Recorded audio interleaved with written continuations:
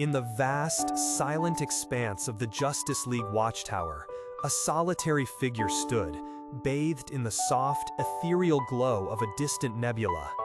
This was not a moment of peace, but one of profound, agonizing purpose.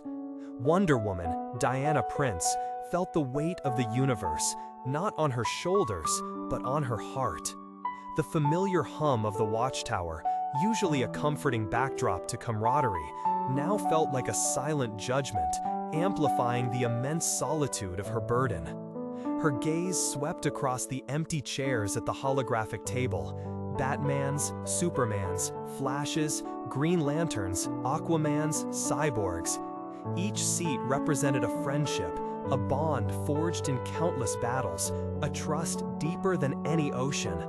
Yet in the quiet hours leading up to this moment, Diana had systematically, painstakingly, and with a heavy heart, ensured that these seats would remain empty for what was to come. She had neutralized her friends, her teammates, the very pillars of global defense. Not out of malice, but out of a love so fierce it transcended all other considerations. The seeds of this impossible undertaking had been sown weeks prior. In the crumbling pages of an ancient prophecy, Diana had discovered hidden within a forgotten Amazonian temple. The words were chilling, absolute, echoing across millennia. When the Ancient One awakens, the League shall fall, their might consumed by shadow, their light extinguished.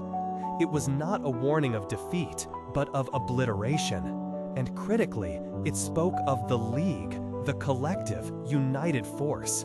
The prophecy offered no loophole, no glimmer of hope for a combined effort. For them to face this primordial evil together was to invite their certain demise. A solitary tear traced a path down Diana's cheek, catching the nebulous light. To truly save them, to circumvent the prophecy, she realized with a sickening clarity, she had to ensure the League was not present. She had to face the threat alone. Imagine, for a moment, the emotional and strategic complexity of such a task.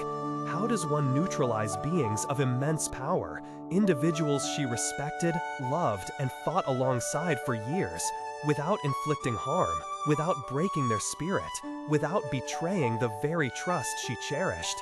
This was not a battle of strength, but of wit, compassion, and precise surgical intervention. Batman, the master strategist, was the first. Diana knew that a direct confrontation would be futile and against her very nature. Instead, she chose a path of calculated misdirection, a feint designed to exploit his very brilliance, presenting a fabricated yet entirely plausible crisis that drew him into a meticulously prepared scenario. There, with his guard lowered by trust and focused on a complex problem, a specialized nerve agent, delivered with clinical precision, ensured his slumber was deep and dreamless, a temporary reprieve from his ceaseless vigilance. She cradled his head as he fell, a silent apology whispered into the quiet air. Superman, the Man of Steel, presented a different challenge entirely. This required not just power, but unparalleled empathy and an intimate understanding of his vulnerabilities, not just the physical ones. She didn't seek to harm him, but to soothe his consciousness into a state of profound rest. In a moment of shared vulnerability, perhaps using the unique power of the lasso not to compel, but to guide his immense mind into a deep, restorative sleep, ensuring he was not truly awake to resist, only to yield to a temporary tranquility. It was an act of such immense care that it spoke volumes about her devotion.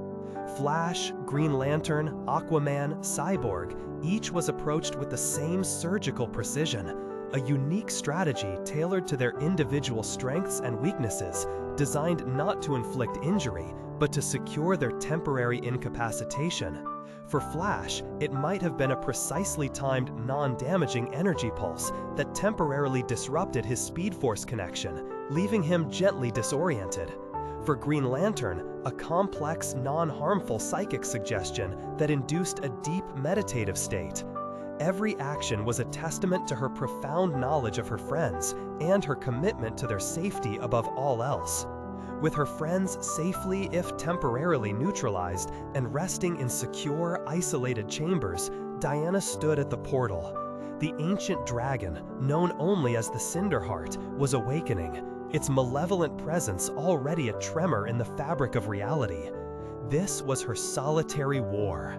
Stepping through the shimmering gateway, Diana found herself in a desolate, ash-strewn dimension. The creature was ancient, a titan of scale and shadow, its roar shaking the very fabric of existence. Its eyes, pits of burning amber, fixed on her, a lone warrior against an insurmountable horror. The air crackled with raw power, a heat so intense it warped the very light. And so she fought, not with the combined might of the Justice League behind her, but with the combined love for the Justice League propelling her forward. Every block of her bracelets deflected a mountain-shattering blast, every swing of her sword carved through ancient scales. She fought with the ferocity of a goddess and the heartbreak of a friend, knowing that every wound she sustained, every ounce of effort she expended, was a shield for those she had left behind. Her power, immense as it was, felt almost secondary to her sheer, unyielding will, fueled by an unbreakable vow. She was not just fighting for victory, she was fighting for their lives, for their future. The battle raged, a maelstrom of ancient magic and Amazonian might. Hours blurred into an eternity of pain and resolute defiance. But in the end, when the Cinderheart finally crumbled into dust, its roar fading into an eerie silence, it was Wonder Woman, battered and bruised, but victorious.